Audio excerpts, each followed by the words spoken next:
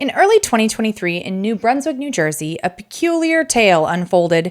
It was a story on its face of outright strange deception, but underneath may be a sadder tale of longing and nostalgia, where the lines between reality and fiction blurred, leaving many perplexed and intrigued. At the center of it all was Hyejeong Shin, a 29-year-old woman who made a choice I really cannot relate to and made some extreme moves to rewrite her life story, living the real life story of Never Been Kissed, at least for a few days. Welcome to Capers and Cocktails, a true crime podcast that doesn't take itself too seriously and gives you something to enjoy while you listen. The following content may be disturbing to some. Discretion is advised. If you're enjoying one of our themed cocktails, ensure you're of legal drinking age and have fun, but drink responsibly. Hyejeong Shin was born in South Korea in 1994 and was sent to the United States by herself as a 16-year-old to attend a private boarding school. She graduated from that school and then attended Rutgers University in New Brunswick, New Jersey. She was named a Learning Community Scholar at the Institute for Research on Women at Rutgers when she was a junior in college, studying political science and Chinese.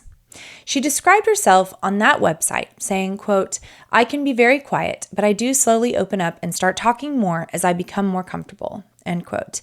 She would also say, quote, "I sing when no one is around," end quote. She graduated from Rutgers in 2019 with her undergraduate degree. In early 2023, Hyejeong was living in a high-rise apartment near Rutgers University and had been taking classes towards a master's degree, and she didn't have a job. She was in the midst of a bitter divorce.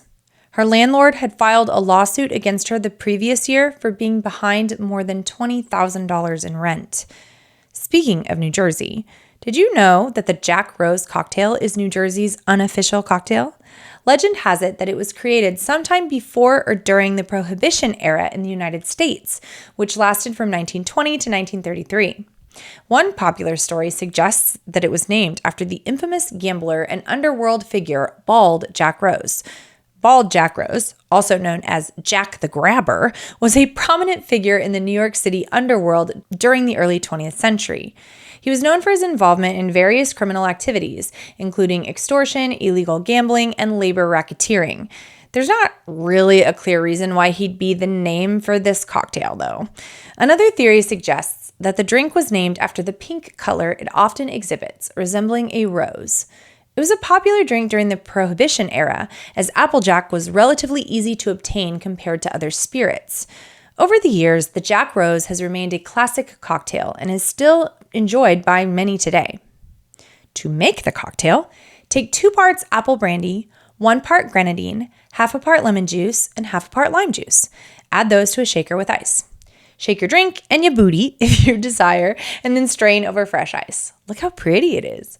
For the cocktail, replace the apple brandy with apple juice and do the exact same steps. Enjoy as you pretend to be a high school student once more. But a high schooler old enough to drink. So, facing the stress of her current life, or wishing she was in a different one, or for whatever strange reason, Hyejeong made a choice. She made a new birth certificate that said she was a whole 15 years younger than she actually was. Then, Hyejeong headed to the local high school, 3 miles from her apartment, New Brunswick High School, a school of around 10,000 students. She walked in the front door and enrolled as a high school freshman. With wild ease, Hyejeong started high school on January 20th, 2023, again, as a woman who was pushing 30. She met with guidance counselors, she attended classes, and she started to make friends. According to one report, she actually spent most of her time in the area near the guidance counselors' offices while they were looking at her documents. I don't know if I believe that one. She made it 4 days in her new life as a high school freshman before, because of some suspicious moments, officials at the high school took a closer look at her birth certificate. It's not 100% clear how she got caught, but some say she told some students her real age, I guess to seem cool or something. There is also an unconfirmed report that at one point she tried to check herself out of school during the day, and the school, of course, wouldn't let a 14-year-old check themselves out of school without a parent there, although apparently you can enroll yourself as a student without a parent there. I don't know. And she might have just outed herself, thinking it would get her to be able to leave campus. That particular report is unverified. But what we know for sure is that once school officials realized that Hyejeong was actually a millennial and not a Gen Zer, she was banned from district property and then she was arrested. She was charged with one count of third degree, providing a false government document with the intent to verify one's identity or age. This is actually the same crime as getting caught with a fake ID, as it turns out. That crime can get you 3 to 5 years in jail in New Jersey, as well as fines and probation. Hyejeong's return to her glory days as a high school student may have been completely innocent, but it definitely freaked some people out. One student who was interviewed said, quote, "Some of the girls I know, the girl asked them to hang out at Commercial Avenue, but they never showed up, and she started acting weird with them. It's scary because you never know what could happen," end quote. Another said, quote, "I was in class with this woman and talked to her, walked her from point A to point B, and never expected this to happen. Not knowing she was a 29-year-old woman makes me question how safe I am in this building," end quote.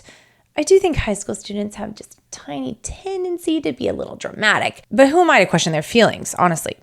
When the case became public, parents were informed about the incident via a classic letter, and as usual, parents were frustrated, with one saying, quote, "I feel that that's very concerning, that us parents have to be the last ones to know about what's going on when we should obviously be the first ones," end quote.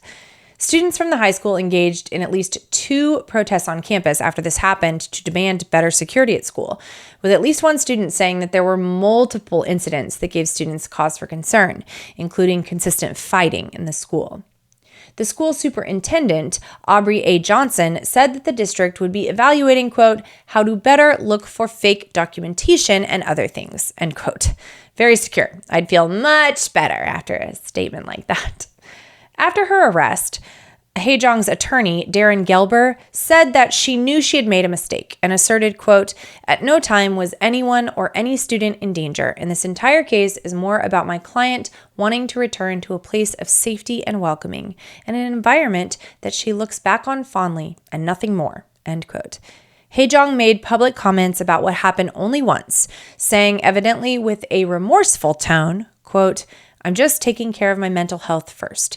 My life is challenging, but I'm trying to own up to, like, I made a silly mistake. So I'm just trying to reflect upon myself and just really trying to take care of my safety," end quote. It's not really an apology. Anyway, she never answered the direct question of why she tried to get away with being half her age.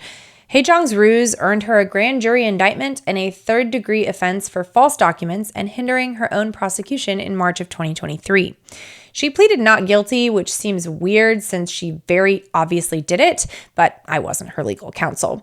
Her lawyers told the judge that she wanted to apply to a program that diverts first-time offenders from the criminal justice system and enables them to wipe their record clean after a successful period of probation. So, how did this happen?